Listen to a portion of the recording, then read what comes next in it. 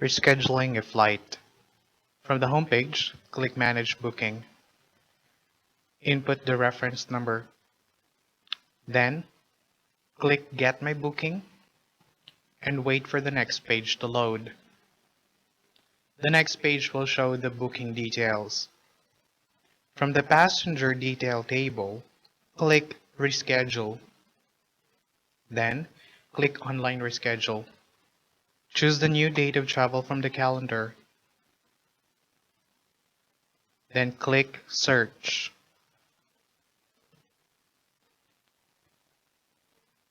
Next, choose the customer's preferred new flight schedule and click Book.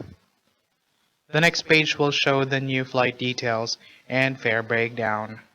Please be advised that rescheduling certain booking can only be done once or twice. Next, click Reschedule and agree with the terms and condition. Click Reschedule button. Recap the price to your passenger. If the passenger agrees, click Continue, otherwise cancel.